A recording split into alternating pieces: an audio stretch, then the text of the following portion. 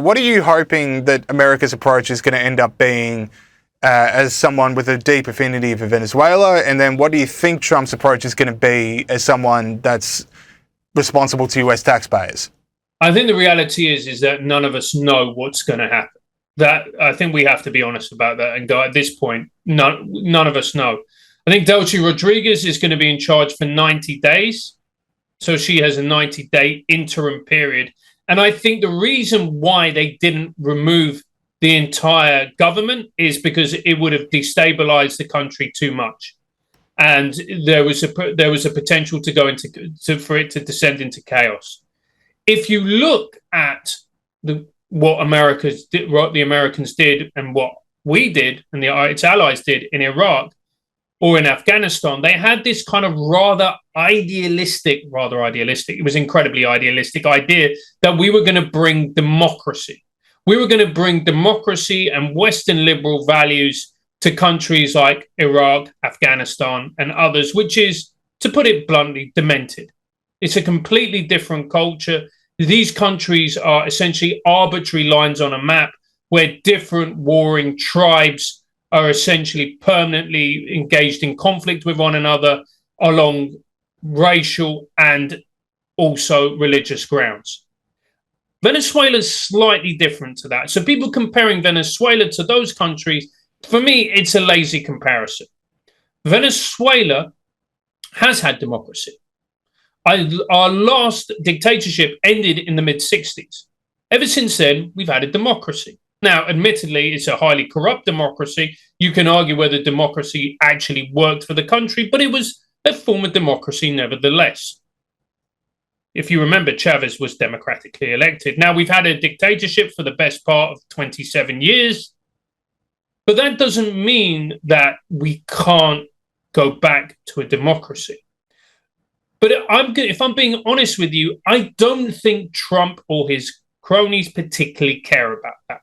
I don't think they care about having a government that cares about Venezuelan people. I don't think they particularly care that they have a government who looks after its people and cares for them.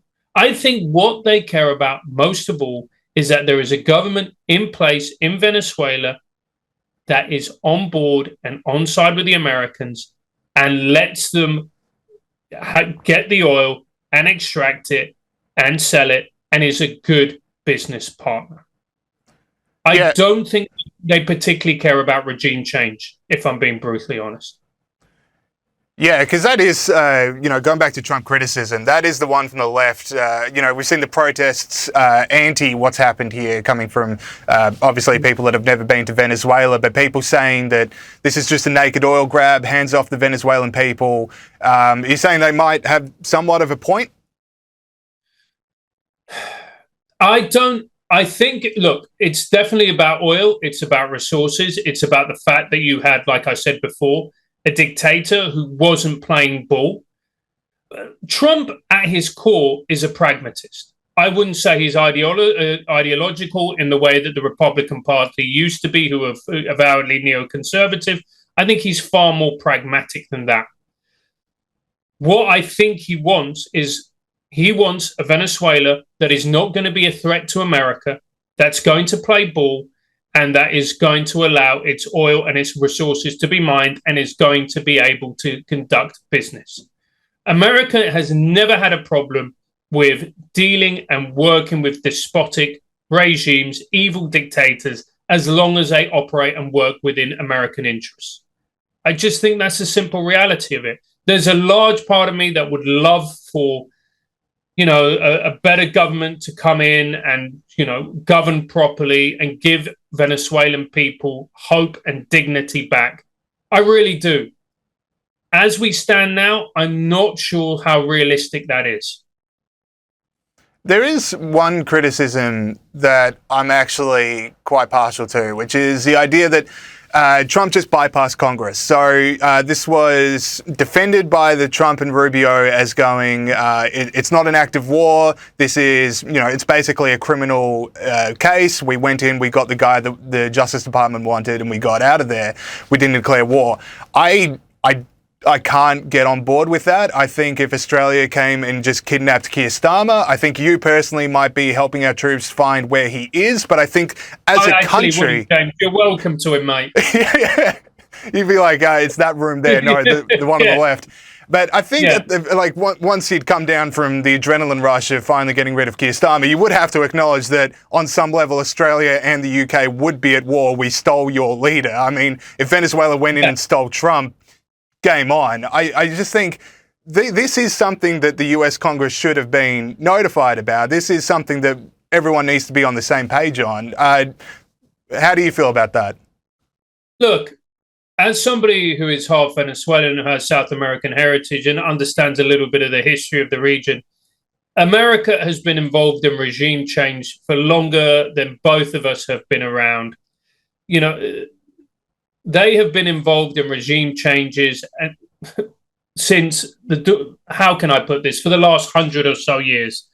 So the reality is this is a very American play. Should they have gone through Congress? Yeah, they should have done, quite possibly. But the reality is that that's never how America has behaved. That's never how America has behaved to Latin America in particular, which is one of the criticisms that Latin America has always leveled at the United States, which is we are your playthings. You impose governments in us, dictatorships in us, which are cruel, brutal, and barbaric, but you don't care as long as they act within your interests. That's always been the way. So the fact that this has happened is only surprising if you don't know history. That's the reason that there was communist revolutions, because there was always a feeling in these countries that they were getting a raw deal and they weren't in charge. They weren't the masters of their own destiny, shall we just say. So I understand why you say that they should have followed protocol, but the reality is, historically, this has always been the relationship between the Americans and the Latin Americans. Let's start wrapping things up. So Venezuela, if you look at it without any context of history, there'd be no reason for this country to have high rates of poverty and be poor. I mean, you think about the climate, you think about the natural resources, it's got neighbors, it's got ocean that is close to America. There is absolutely no reason for this to be as poor as it is, and yet here we are because of bad leadership for over decades.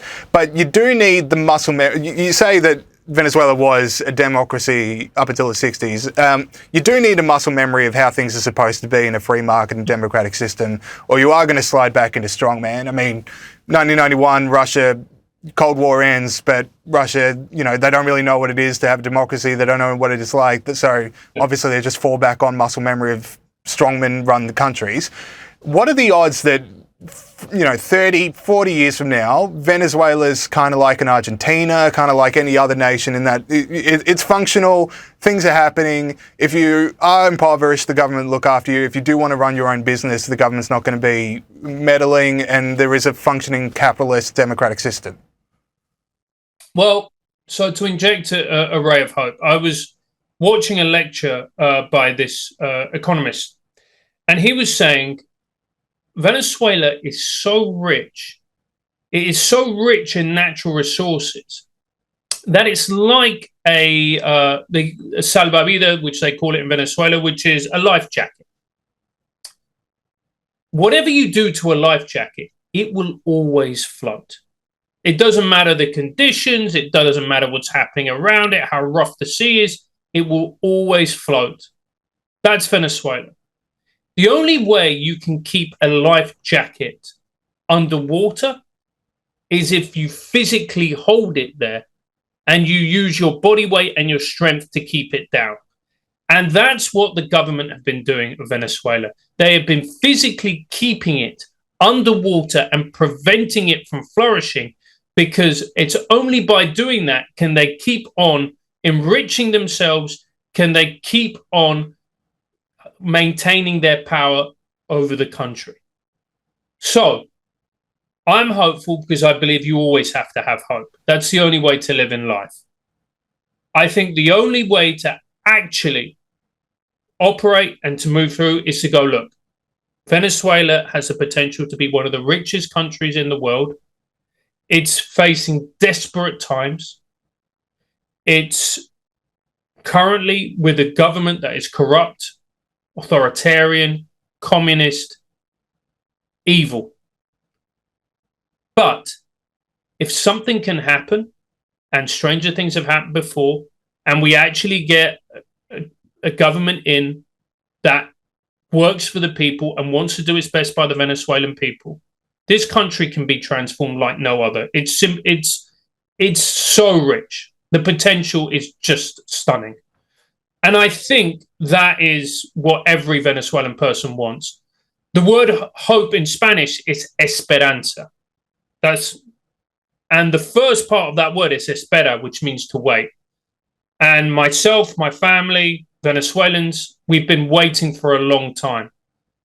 And what we have now is a little ray of hope. And hopefully, we will see better days for the country.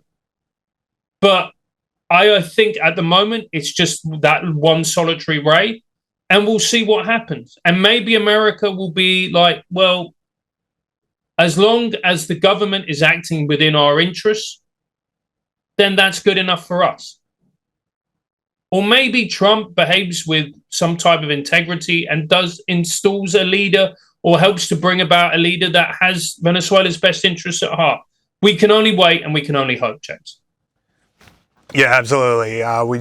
We have to hope, we have to watch the news and just, hope for a better future for the country. Francis Foster, Triggernometry podcast. It's one of my favorites. Everyone should be listening to it if they're not already. I imagine they are, just from how big your view counts are. So thank you so much for joining us. I really appreciate that conversation.